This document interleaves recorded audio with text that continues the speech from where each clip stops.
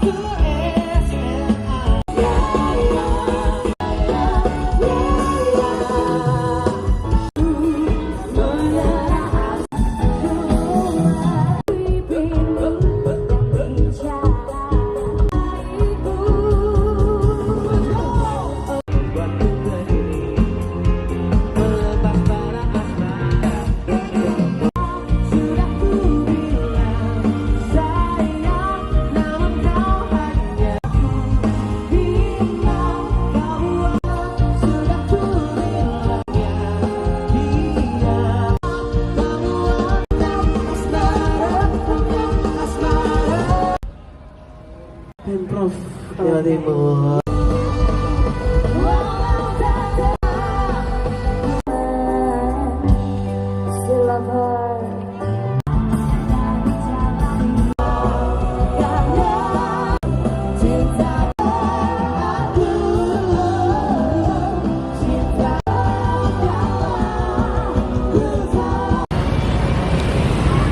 Pengunjung, jadi rata-rata pengunjung di sini macam-macam ya setiap harinya ya. Biasanya musim KTS itu lebih meningkat, ataupun ada acara-acara tertentu seperti di bulan November ini atau Hari Pahlawan ini. Barusan itu kemarin itu sekitar 1.000. Jadi ada peningkatan memang dari hari biasa sama di bulan-bulan tertentu seperti Hari Pahlawan ini. Jadi bisa sampai 1.000 lebih kalau untuk pengunjung setiap harinya. Dan macam-macam juga dari rombongan dari luar kota, dari dalam kota, ataupun mahasiswa yang mau berkunjung di sini. Untuk kategori pengunjung, kalau di hari tertentu itu rombongan dari sekolah luar kota maupun di Surabaya. Tapi kalau untuk ini hari-hari biasa seperti hari Sabtu Minggu yang tidak di bulan tertentu gitu ya, kayak mahasiswa, terus pengunjung umum, keluarga. Khusus untuk yang hari 10 November ini sudah berapa ribu pengunjung, Bu, kurang lebih? Setiap harinya bisa 1.000 sampai 1.200 pengunjung setiap harinya. Banyak macam-macam, ada senjata. Jadi senjata itu kita koleksi dari negara Belanda, Jepang maupun Inggris. Ada juga fasilitas kami itu ruang pemutaran film. Jadi ruang pemutaran film itu menayangkan tentang film dokumenter peristiwa pertempuran 10 November. Dan durasinya sekitar 10 menit. Dan kita juga ada radio Bung Tomo yang durasinya sekitar 6 sampai 7 menit. Banyak disukai itu senjata sama radio ini. Radio sama ruang pemutaran film. Nah, kalau untuk ruang pemutaran film itu kalau di hari biasa itu diputar minimal 20 orang.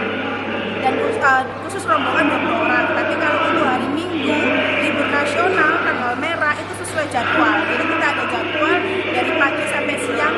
Terakhir pemutaran itu jam setengah 12.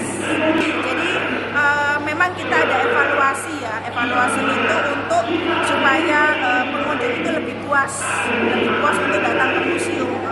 Seperti kita ketahui, museum ini sekarang sudah beda sama museum zaman dulu yang terkenal membosankan. Nah, kita inginnya ke depannya itu supaya museum ini banyak dikenal oleh warga Surabaya ataupun di luar kota Surabaya. Jadi sebisa mungkin pemandu seperti saya ini kalau misal bawa rombongan itu biasanya mengenalkan museum-museum lain. Jadi ada 8 museum yang ada di kota Surabaya yang dikelola oleh pemerintah kota Surabaya.